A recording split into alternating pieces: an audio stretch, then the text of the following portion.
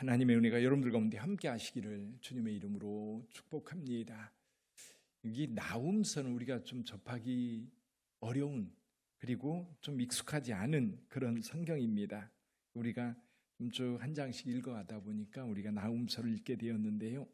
이 나훔은 엘고스 사람이다 이렇게 되어 있는데, 엘고스는 아마 유다 남쪽 지역의 한 마을인 것으로 추정을 합니다. 그러니까 이 엘고스가 어딘지 정확하게 지금은 알 수가 없지요. 근데 나훔이라고 하는 사람이 언제 이 글을 썼을까? 언제 이 예언의 말씀을 했을까? 이제 대개 학자들은 여기 지금 계속 심판을 선언하고 있는데, 보통 다른 선지자들은 유다나 이스라엘의 죄악에 대해서 굉장히 신랄하게 이제 비판을 하고 또 하나님의 말씀을 선포하는데, 나훔은 여기 말씀하고 있는 이 심판의 말씀이 누구를 향해 있느냐면 니누에입니다. 니누에 그러면 아수르라고 하는 나라의 수도거든요. 니누에와 관련된 성경은 요나서가 있지요. 요나서. 아마도 이 시대보다, 지금 나훔이 활동하던 시대보다 적어도 한 100년 전쯤에, 그렇죠, 100년 전쯤에 활동하던 사람이 요나입니다. 그 100년 전쯤에 있었던 일, 그때는 하나님께서 니느웨를 용서해 주셨어요. 그때는 용서해 주셨는데, 지금 나훔이 선포하고 있는 이 말씀이 선포되고 얼마 되지 않아서 니느웨는 바벨론에 의해서 멸망을 당합니다. 나훔 선지자가 예언했던 것처럼요. 그렇다면 여기 나훔 선지자가 활동하던 시기보다 한 100년 전쯤에 요나가 있었지만 또 한 사건이 있었어요. 어떤 사건이 있었느냐면 아하스라고 하는 왕, 기억나십니까? 이 이사야서 7장 이후에 보면 아하스라고 하는 왕이 나옵니다.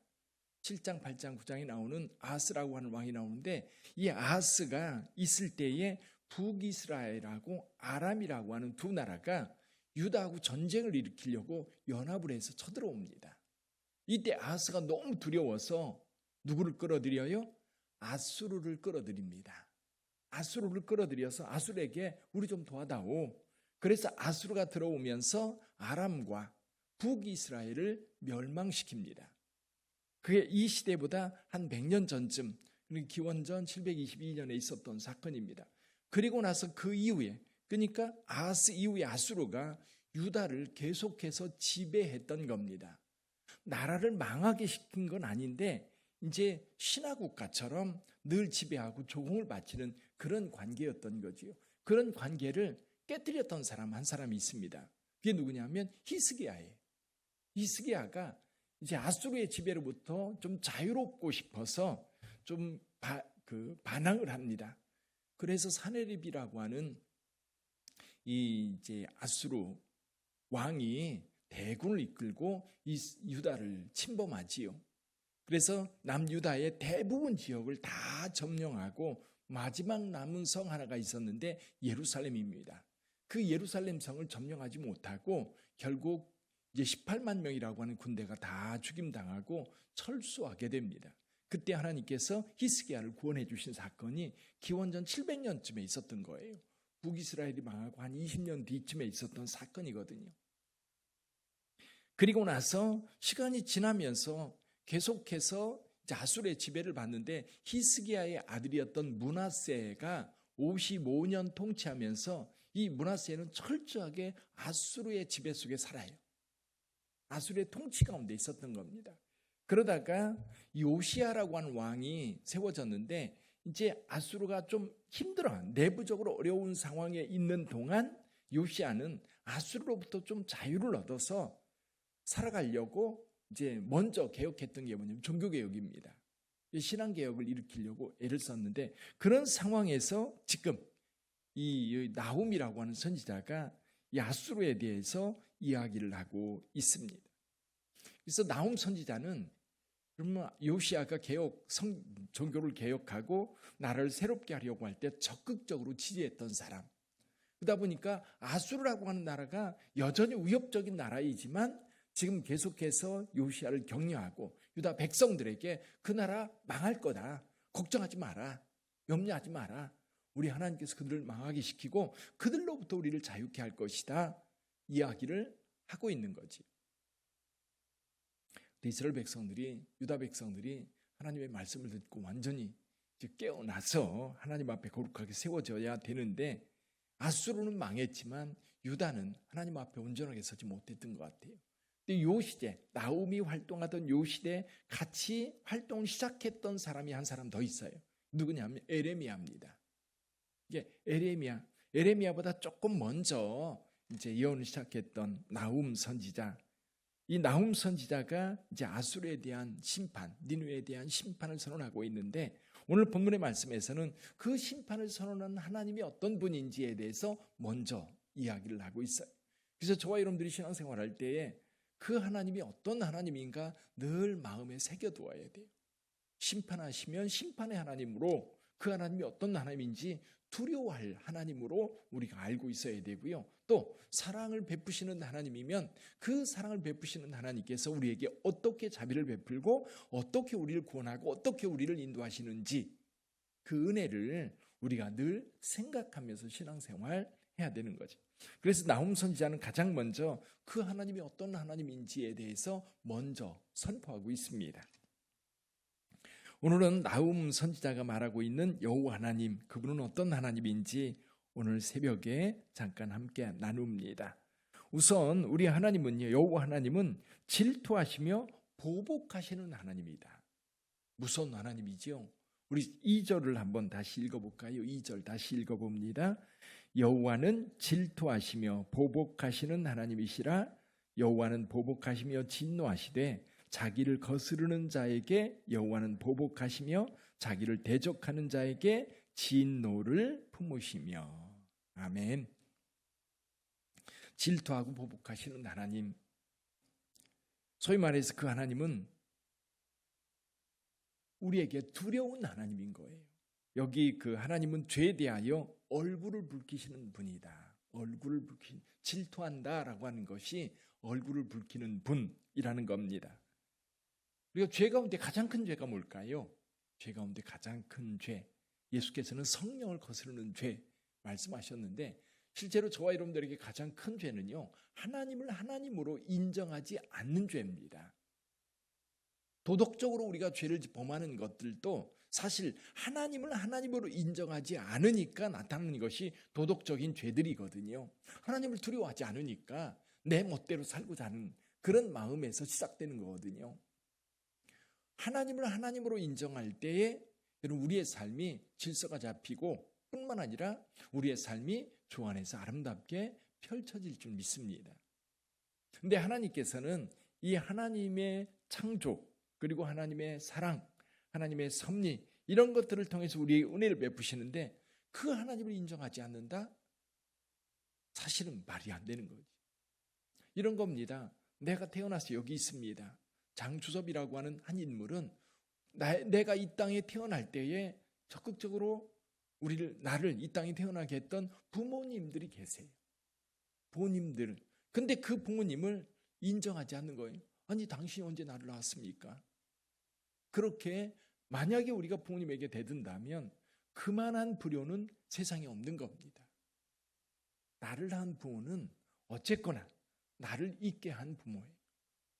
그렇처럼 내가 여기 있다고 하는 것은, 부모가 있다는 것을 얘기한다면, 내가 여기 있고 천지만물이 있다고 하는 것은 하나님께서 이 천지만물을 있게 하신 분, 그분이 계시다는 것을 우리가 인정해야 되는 거예요. 인정하지 않으니까 우상숭배에 빠지는 겁니다. 인정하지 않으니까 점쟁이 찾아다니는 겁니다. 인정하지 않으니까 내 멋대로 사는 겁니다.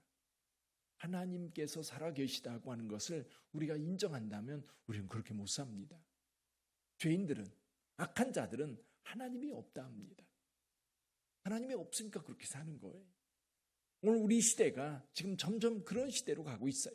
왜냐하면 사람들이 너무 삶을 살아갈 때 힘이 생겼거든요. 돈도 생기고 건강도 생기고 자기 나름대로의 어떤 통제할 수 있는 것들이 많아졌다고 생각을 합니다. 근데 여러분, 여전히 우리가 자연재해라든지 이 땅의 재난 가운데에서 우리가 통제할 수 있는 것 많지 않거든요. 작은 것 통제할 수 있다 해서 여러분, 우리가 하나님 없이 살아갈 수 있다라고 자신한다고 하면 그만큼 교만한 것이고요. 그 교만한 인간을 하나님은 그냥 두지 않는 겁니다. 그 가운데 한 사람이 누구예요? 니느웨였던 거죠. 아수르였던 거죠. 근데 두 번째, 이제 이 질투하고 또 보복하시는 하나님과는 전혀 상반된 하나님의 모습이 3절에 나와요. 3절 같이 읽어볼까요? 여호와는 노하기를 더시하시며 권능이 크시며 벌받을 자를 결코 내버려 두지 아니하시느니라. 여기까지만 보시죠. 여호와는 노하기를 더디하시며 권능이 크시며 그랬어요. 노하기를 더디하신다. 나홈이 아마 이 말씀을 생각할 때 그 생각을 했던 것 같아요. 이 요나가 니느웨에 가서 하나님의 심판을 선언했을 때에 니느웨가 갑자기 하나님 앞에 회개하거든요.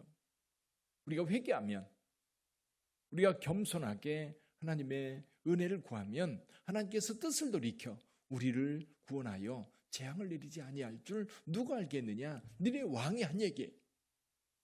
실제로 이 니느웨 성의 백성들, 왕을 비롯해 모든 백성들이 회개합니다. 그 모습을 하나님께서 보시고 재앙을 내리지 아니하세요. 여기 여호와는 노하기를 더디하시는 분이다. 재앙을 내리기를 원하지 않는 분이다. 그런데 지금 상황이 달라졌어요. 그렇게 은혜를 받은 니느웨, 하나님의 자비를 경험했던 니느웨, 그러면 회개하고 하나님 앞에 바르게 살아야 되잖아요. 그런데 니느웨는 그렇지 못했던 겁니다. 오히려 더 악을 행하고 오히려 유다를 괴롭히는 일에 적극적이었고, 그래서 이 노하기를 더디하시고 또 권능이 크신 그 하나님, 근데 그 하나님이 이제 노하기를 시작하신다면 거기에서 살아남을 자가 없다는 겁니다. 회개하고 돌이키는 자에게는 한없이 자비하신 하나님이지만 회개하고 돌이켰다가 다시 돌아가는 자들에게, 다시 악을 행하는 자들에게 하나님은 가만히 있지 않으시는 거죠. 또 한 가지의 본문을 통해서 주시는 하나님은 어떤 하나님인가? 권능의 하나님이다. 권능의 하나님. 여기 3절 중간절에 보면 이렇게 말씀하고 있어요. 여호와의 길은 회오리 바람과 광풍에 있고 구름은 그의 발에 티끌이로다. 그는 바다를 꾸짖어 그것을 말리시며 모든 강을 말리시나니 바산과 갈멜이 쇠하며 레바논의 꽃이 시드는도다. 그로 말미암아 산들이 진동하며 작은 산들이 녹고 그 앞에는 땅 곧 세계와 그 가운데 있는 모든 것들이 솟아오르는도다. 하나님의 권능, 하나님의 능력, 이 자연을 움직이는 하나님의 모습을 여기에서 묘사하고 있습니다. 아무리 강한 나라라 할지라도 그 나라는 지푸라기 같은 거예요. 그 뒤에 한번 볼까요? 여기 9절 10절을 한번 읽어보죠. 9절 10절 같이 읽어봅니다. 너희는 여호와에 대하여 무엇을 꾀하느냐? 그가 온전히 멸하시리니 재난이 다시 일어나지 아니하리라. 가시던 물같이 엉클어졌고 술을 마신 것 같이 취한 그들은 마른 지푸라기 같이 모두 탈 것이거늘. 그냥 한순간에 다 사라져버리는 거예요. 한순간에. 아수르가 아무리 강하다 할지라도, 그 강한 힘으로 유다를 지배하고 있다 할지라도 한순간에 하나님께서 풀어버리시면 날아가 버리는 거예요. 그렇습니다. 이 아수르, 바벨론에 의해서 한순간에 망합니다. 다 사라져버려요. 오늘 저와 여러분들, 그 하나님은 어떤 하나님일까? 그 하나님은 우리를 구원하시는 하나님, 죄로부터 우리를 자유케 하시는 하나님 뿐만 아니라 여전히 우리를 보호하시기 위해서 권능을 행하시는 하나님. 여러분, 그 하나님을 오늘도 전적으로 의지하시고 그 하나님과 함께하는 복된 하루가 되시기를 주님의 이름으로 축원합니다. 기도할 때 내가 믿는 그 하나님은 어떤 하나님일까 묵상하면서 기도하시기를 바랍니다. 또 그 능력의 하나님이 오늘 여기 여러분들 가운데 특별히 어려움이 있는 분들이 계실 거예요. 하나님, 그 가운데서 나를 건져주세요. 그 고통 가운데 나를 건져주세요.